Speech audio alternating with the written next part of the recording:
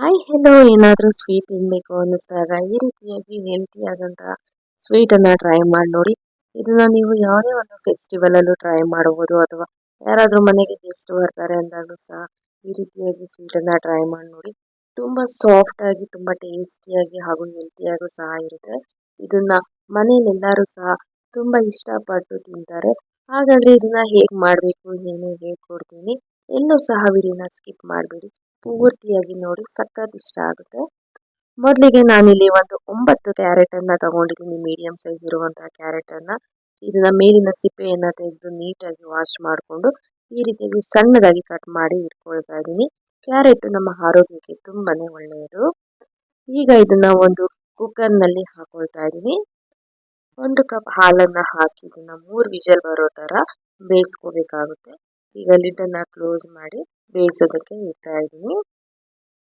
ಈಗ ಇದು carrot cook ಹಾಕುವಷ್ಟರಲ್ಲಿ ನಾನು 1 ಕಪ್ಪಿಗೆ ಅಗರ್ ಅಗರ್ ಅಥವಾ ಚೈನಾ ಗ್ರಾಸ್ ಏನು ಬರುತ್ತಲ್ಲ ಅದನ್ನು ಈ ರೀತಿಯಾಗಿ 1 ಕಪ್ಪಿಗೆ ಹಾಕೊಂಡು ಇದಕ್ಕೆ ನೀರನ್ನು ಹಾಕಿ ಒಂದು 10 ನಿಮಿಷ ಸೋಕ್ ಮಾಡೋಕ್ಕೆ ಬಿಡ್ತೀನಿ. ಇದು ನಿಮಗೆ ಎಲ್ಲ ಸೂಪರ್ ಮಾರ್ಕೆಟಲ್ಲೂ ಸಹ ಅವೈಲೇಬಲ್ ಇರುತ್ತೆ. ಈಗ ನೋಡ್ತಾ ಇರ್ಬೋದು, ಇದು ಚೆನ್ನಾಗಿ ಸೋಕ್ ಆಗಿದೆ. ಈಗಾಗಲೇ ಕ್ಯಾರೆಟು ಸಹ ಚೆನ್ನಾಗಿ ಕುಕ್ ಆಗಿದೆ. ಈಗ ಒಂದು ಮಿಕ್ಸಿ ಜಾರ್ನಲ್ಲಿ 1-2 ಸ್ಪೂನಷ್ಟು ಕಡಲೆಕಾಯಿ ಬೀಜನ ಫ್ರೈ ಮಾಡಿ ಎತ್ತಿಟ್ಕೊಂಡಿದ್ದೆ, ಅದನ್ನು ಹಾಕೊಳ್ತಾ ಇದ್ದೀನಿ. ಅದಾದ್ಮೇಲೆ ಈಗ ಬೇಯಿಸಿ ತಣ್ಣಗಾಗಿರುವಂತಹ ಕ್ಯಾರೆಟ್ ಮಿಶ್ರಣ ಏನಿರುತ್ತಲ್ಲ ಅದನ್ನು ಸಹ ಇದ್ರೊಟ್ಟಿಗೆ ಹಾಕಿ ನುಣ್ಣಗೆ ಗ್ರೈಂಡ್ ಮಾಡ್ಕೊಳ್ತಾ ಇದ್ದೀನಿ. ಈಗ ಇದನ್ನ ಪಕ್ಕಕ್ಕೆ ಎತ್ತಿಟ್ಕೊಳ್ಳೋಣ. ಈಗ ಒಂದು ಕಡಾಯಿಗೆ ಈಗಾಗಲೇ ನಾವು ಇಟ್ಕೊಂಡಿರುವಂತಹ ಚೈನಾ ಗ್ರಾಸ್ ಏನಿರುತ್ತಲ್ಲ ಅದನ್ನ ಇದ್ರೊಟ್ಟಿಗೆ ಹಾಕಿ ಒಮ್ಮೆ ಬಿಸಿ ಮಾಡ್ಕೊಳ್ಳಿ. ಇದು ಪೂರ್ತಿಯಾಗಿ ಡಿಸಾಲ್ವ್ ಆಗುತ್ತೆ. ನಂತರ ಈಗಾಗಲೇ ಗ್ರೈಂಡ್ ಮಾಡಿಟ್ಕೊಂಡಿರುವಂತಹ ಮಿಶ್ರಣ ಏನಿರುತ್ತಲ್ಲ, ಕ್ಯಾರೆಟ್ ಮಿಶ್ರಣ, ಅದನ್ನ ಇದ್ರೊಟ್ಟಿಗೆ ಹಾಕೋಬೇಕಾಗುತ್ತೆ. ಈಗ ಒಮ್ಮೆ ಚೆನ್ನಾಗಿ ಮಿಕ್ಸ್ ಮಾಡ್ಕೊಳ್ಳಿ. ನಂತರ ಇದಕ್ಕೆ ಅದೇ ಮಿಕ್ಸಿ ಜಾರ್ಗೆ ಸ್ವಲ್ಪ ಹಾಲನ್ನು ಹಾಕಿ ಮಿಕ್ಸ್ ಮಾಡಿ ಇದ್ರೊಟ್ಟಿಗೆ ಹಾಕೊಳ್ಳಿ. ನಂತರ ಇದಕ್ಕೆ ಒಂದು ಅರ್ಧ ಕಪ್ನಷ್ಟು ಸಕ್ಕರೆಯನ್ನು ಆ್ಯಡ್ ಮಾಡ್ಕೊಳ್ಳಿ. ತುಂಬ ಸಕ್ಕರೆ ಬೇಕಂದ್ರೆ ಇನ್ನೂ ಹಾಕೋಬಹುದು, ಇಲ್ಲ ಸ್ವೀಟ್ ಕಮ್ಮಿ ತಿಂತೀರಾ ಅಂದರೆ ಸ್ವಲ್ಪ ಕಮ್ಮಿ ಹಾಕೊಳ್ಳಿ. ಈಗ ಇದನ್ನ ಒಟ್ಟಿಗೆ ಚೆನ್ನಾಗಿ ಮಿಕ್ಸ್ ಮಾಡ್ಕೊಂಡು ಇದು ಚೆನ್ನಾಗಿ ಬಾಯ್ಲ್ ಹಾಕಬೇಕು, ಮತ್ತು ಸ್ವಲ್ಪ ಇದು ಗಟ್ಟಿಯಾಗಿ ಹಾಕಬೇಕು. ಈಗ ನೋಡ್ತಾ ಇರ್ಬೋದು, ನಾನು ತೋರಿಸ್ತೀನಿ ಯಾವ ಕನ್ಸಿಸ್ಟೆನ್ಸಿಲಿ ಇರಬೇಕು ಅಂತ. ಇದು ಚೆನ್ನಾಗಿ ಬಾಯ್ಲ್ ಆಗಿ ಈ ರೀತಿಯಾಗಿ ಗಟ್ಟಿ ಆಗ್ತಾ ಬರುತ್ತೆ. ಈ ಕನ್ಸಿಸ್ಟೆನ್ಸಿ ಇದ್ದಾಗ ಸ್ಟವ್ ಅನ್ನ ಆಫ್ ಮಾಡಿಕೊಂಡು ನಿಮಗೆ ಯಾವ ಪಾತ್ರೆಯಲ್ಲಿ ಅಥವಾ ಯಾವ್ದಾದ್ರು ಮೋಲ್ಡಲ್ಲಿ ನೀವು ಇದನ್ನ ಹಾಕೊಂಡು ಸೆಟ್ ಮಾಡೋಕ್ಕೆ ಬಿಡಬೇಕಾಗುತ್ತೆ. ನಾನು ಈ ರೀತಿಯಾಗಿ 2 ಬೌಲ್ನಲ್ಲಿ ಹಾಕಿ ಇದನ್ನ ಸೆಟ್ ಆಗೋಕ್ಕೆ ಬಿಡ್ತಾ ಇದ್ದೀನಿ. ಇದನ್ನ ಫ್ರೀಸರಲ್ಲಿ ಒಂದು 2 ಅವರ್ ಆದರೂ ಇಟ್ಟು ತೆಗೆದಿಟ್ಕೋಬೇಕಾಗುತ್ತೆ.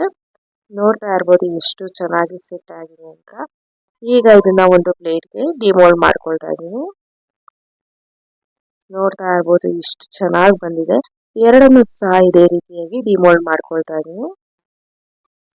ಈಗ ನಿಮಗೆ ಯಾವ ಶೇಪ್ನಲ್ಲಿ ಇಷ್ಟನೋ ಆ ಶೇಪ್ನಲ್ಲಿ ಕಟ್ ಮಾಡ್ಕೋಬಹುದು. ನಾನು ಇಲ್ಲಿ ತುಂಬ ಏನು ಶೇಪನ್ನು ಮಾಡ್ಕೊಳ್ತಾ ಇಲ್ಲ, ಒಂದನ್ನು ಅದೇ ರೀತಿಯಾಗಿ ಸ್ಕ್ವೇರ್ ಶೇಪ್ನಲ್ಲಿ ಮಾಡ್ಕೊಳ್ತಾ ಇದ್ದೀನಿ, ಮತ್ತೊಂದನ್ನು ಚಿಕ್ಕ ಚಿಕ್ಕ ಶೇಪ್ನಲ್ಲಿ ಕಟ್ ಮಾಡಿಕೊಂಡೆ. ಇನ್ನು ನನ್ನ ಚಾನಲ್ನಲ್ಲಿ ಸುಮಾರು ಕುಕಿಂಗ್ ವಿಡಿಯೋಸ್ಗಳು, ವ್ಲಾಗ್ಸ್ಗಳನ್ನು ಅಪ್ಲೋಡ್ ಮಾಡಿದ್ದೀನಿ. ಅವುಗಳನ್ನು ಸಹ ನೋಡಿ ಹೇಗಿದೆ ಕಮೆಂಟ್ ಮೂಲಕ ತಿಳಿಸಿ. ನೋಡ್ತಾ ಇರ್ಬೋದು ಎಷ್ಟು ಸಾಫ್ಟ್ ಆಗಿ ಎಷ್ಟು ಚೆನ್ನಾಗಿ ಕಲರ್ಫುಲ್ ಆಗಿ ಬಂದಿದೆ ಅಂತ. ಈ ರೀತಿಯಾಗಿ ನೀವು ಮಾಡಿಕೊಟ್ರೆ ಮನೆಯಲ್ಲಿ ಮಕ್ಕಳು ತುಂಬ ಇಷ್ಟಪಟ್ಟು ತಿಂತಾರೆ, ಅದಲ್ಲದೆ ದೊಡ್ಡವರು ಸಹ ಇಷ್ಟಪಟ್ಟು ತಿಂತಾರೆ. ಮತ್ತೊಂದನ್ನು ಈ ರೀತಿಯಾಗಿ 2 ಕಡೆನೂ ಕಟ್ ಮಾಡಿ ಚಿಕ್ಕ ಚಿಕ್ಕ ಪೀಸಸನ್ನು ಮಾಡ್ಕೊಳ್ತಾ ಇದ್ದೀನಿ. ಇದು ಕ್ಯಾರೆಟ್ ಪುಡಿಂಗ್ ಅಂತ ಇದ್ರ ಹೆಸರು. ಇದನ್ನ ನೀವು ಮ್ಯಾಂಗೋ ಹಾಕಿ ಸಹ ಮಾಡ್ಕೋಬಹುದು. ತುಂಬ ಸಾಫ್ಟ್ ಆಗಿ, ತುಂಬ ಟೇಸ್ಟಿಯಾಗಿ ಹಾಗೂ ಹೆಲ್ತಿಯಾಗಿರುತ್ತೆ. ಈ ರೆಸಿಪಿ ಇಷ್ಟ ಆದರೆ ನೀವು ಸಹ ಟ್ರೈ ಮಾಡಿ, ಹೇಗೆ ಬಂತು ಕಮೆಂಟ್ ಮೂಲಕ ತಿಳಿಸಿ. ಹೀಗೆ ಸಪೋರ್ಟ್ ಮಾಡಿ. ಬಾಯ್.